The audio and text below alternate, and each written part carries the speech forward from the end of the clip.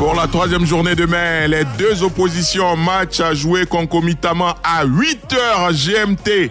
Allemagne, Côte d'Ivoire et Arabie Saoudite, Brésil. Les éléphants olympiques passeront en quart de finale en cas de victoire ou de match nul. En revanche, une défaite face à l'Allemagne élimine directement les Ivoiriens. Demain, nous reviendrons sur le classement et les positions dans les trois autres poules A, B et C. Le match de la troisième journée du groupe D, choc Allemagne-Côte d'Ivoire, qualificatif pour les quarts de finale, est à suivre en direct et en intégralité sur votre radio Côte d'Ivoire demain matin, juste après la matinale des sports. C'est à 8h GMT. Allons en zone mixte. Journée difficile hier pour la Côte d'Ivoire avec l'élimination au taekwondo du champion olympique en titre, Cheikh Salah Cissé, la défaite de Zouleya Daboné au judo et bien d'autres athlètes sortis des JO très rapidement. Toutefois, Ruth Gbagbi récidive comme à Rio avec une autre médaille de bronze. Quelles explications trouvez-vous à ces éliminations ivoiriennes aux Jeux Olympiques de Tokyo? Toute la team de la matinale des sports vous accueille au 27 20 21 44 48, 27 20 24 27 87. Sur la page Facebook de Radio Côte d'Ivoire, Bertin Tola Quadio, la moisson est vraiment maigre et cela peut s'expliquer par un manque de préparation véritable. Ce n'est pas toujours qu'il faut compter sur la chance. Marves Kra, cette élimination précoce est le résultat d'une mauvaise préparation de nos athlètes. Merci et bonne journée. Également, Ibro Kanza connaît, moi je n'en voudrais à aucun athlète cette année depuis Rio. Si on leur avait mis dans la tête que Tokyo est pour bientôt, vu leurs prestations passées, ils devraient relever le défi et avec les moyens mis en place, on aurait pu espérer mieux. Mogou Joachin est à Soubré. Bonjour à vous. Bonjour monsieur. Quelles sont vos explications à ces éliminations ivoiriennes? Moi, je pense que ce sont des échecs personnels. Surtout, je suis beaucoup déçu du champion. Il a augmenté son poids, ça dit même à la fédération ni à son entourage. Donc lui, il savait qu'il partait pour échouer. Mais nous, on ne savait pas ça. Vous voyez? On vous sent bien déçu. Donc, au niveau de ça, on ne peut pas dire oui, les athlètes, même ça, la Côte doit échouer. Non, la Côte n'a pas échoué. Ce sont des athlètes qui ont échoué. D'accord. Merci beaucoup. On a mis des moyens à leur disposition. Oui, merci beaucoup et bonne journée à Soubré. À Issia, on retrouve Kipré Antoine. Bonjour. Bonjour. Quel est votre avis sur la question de ce matin? Vraiment, quand j'ai entendu, j'étais un peu découragé. C'est comme un marteau de deuil qui a tapé sur ma tête. Tellement j'ai eu confiance en ces athlètes, surtout en taekwondo, que j'ai été déçu. Bon, ce n'est que partie de lui parce qu'ils ont encore la jeunesse devant eux. Vraiment, pour le moment, il faut dire que la moisson est maigre. On comptait beaucoup sur Cissé et en d'autres. Et voici que c'est la déception. Bon, comme découragement n'est pas ivoirien, on remet ça à plus tard. Et que Dieu, qui est toujours au contrôle de leur vie, est la puissance qui est sur nous pour qu'on ait dans les prochains jours des lauriers. Merci beaucoup, Kipré Antoine. Vous revenez quand vous voulez sur Radio Côte d'Ivoire. Il y a au panel conséquence d'une mauvaise préparation. Cela ne devrait étonner personne. Le dernier auditeur pour ce matin, Kwaku Canavaro à Manfla. Bonjour. Bonjour, Al-Gassogrou. Quelles explications? Bon, je vois des éléphants, c'est la même chose que le monsieur vient de parler. Ils ont fait un faux préparation de la Côte d'Ivoire cette année. À cause de ça, si le Côte d'Ivoire même ne pas reçu de médaille, c'est un défaut vient de la Côte d'Ivoire. Ne pas faire une bonne préparation. Je félicite les éléphants aussi, les éléphants espoirs là, ils ont en train de faire une bonne chose pour la Côte d'Ivoire. Que demain, on prie Dieu que demain, on remporte, on gagne l'Allemagne pour aller à des finales. Merci beaucoup. Merci à vous. On se retrouve dès demain matin pour cette rencontre. Kwaku Kofi, on s'est juste contenté des acquis de Rio 2016. Seul le travail paie. On a deux experts en ligne ce matin. Choualio Diomandé, bonjour.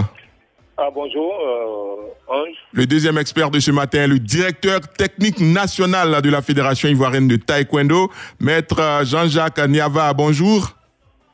Bonjour, comment vas-tu? Je vais bien et vous-même? Par la grâce de Dieu, ça va. D'accord. On commence avec Choualio. Choualio, quelles explications à ces échecs de nos représentants? Écoutez, lorsqu'on veut gagner des lauriers, on veut gagner des médailles en partant à une telle compétition, il y a forcément un béaba, c'est la préparation.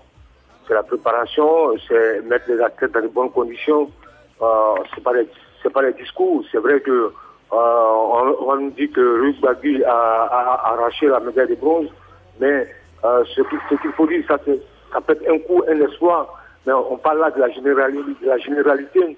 Et quand tu regardes un peu aujourd'hui les nations qui sont en train de gagner les médailles, c'est les nations qui préparent pendant longtemps cette compétition, parce que rien ne vaut la bonne préparation. Rien ne vaut la bonne préparation. Aujourd'hui, le sport de haut niveau, c'est la préparation, c'est les moyens.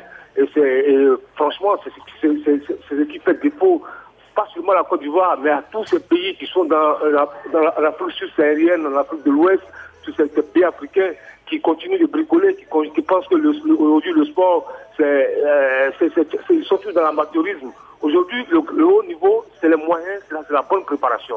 Maintenant, c'est le sport. C'est-à-dire que vous pouvez être bien préparé, vous pouvez avoir les moyens et puis échouer, mais il y a quand même, ça diminue le risque d'échec. Et ce que nous n'avons pas compris, on pense que on va en tourisme, c'est du folklore, c'est la fête, on distribue des primes de qualification, on filme ça, on met ça sur les réseaux sociaux. Dans tout ça, je pense qu'il faut arrêter. Moi, je pense aujourd'hui, il est grand temps que nos décideurs, ceux qui dirigent le sport en Côte d'Ivoire, prennent conscience que le sport n'est plus d'être géré comme en 1960 ou en 1970. Aujourd'hui, nous sommes en 2021, il y a une industrie du sport, le sport est en train d'évoluer, tout le monde est en train de prendre conscience, il faut préparer les athlètes et leur demander des résultats. D'accord. Mais lorsqu'ils sont mal préparés et qu'on leur demande des résultats, moi je pense que là, c'est incohérent. D'accord. Maître Jean-Jacques Niava, on est très heureux de vous avoir ce matin parce que vous êtes le directeur technique national de la Fédération ivoirienne de taekwondo. Comment analysez-vous cette défaite de notre champion olympique Cheikh Salah Cissé? Quelle explication pour nos auditeurs? Il faut déjà dire qu'il n'y a pas seulement que Cheikh Salah Cissé au JO, représentant le taekwondo. Nous avons d'autres athlètes comme Charlène, Ruth, qui nous a fait quand même honneur hier, Bané. Vous voyez, c'est tout ça. Et comme l'a dit le précédent technicien, M. Choualio, vous savez, on a trop tendance à prendre les choses un peu à la légère. Cette pandémie a bloqué tout le monde. Mais pendant ce temps, certains pays ont fait des options, notamment sur certains des sports qui pouvaient leur rapporter des médailles. Je prends le cas de la Grande-Bretagne. Elle a fait l'option du taekwondo. Ici en Côte d'Ivoire, on sait bien que le taekwondo est le sport qui, après bien des années, nous a rapporté des médailles, une médaille d'or, une médaille de bronze. Mais cette option-là, on a fait la fête et après on l'a oubliée.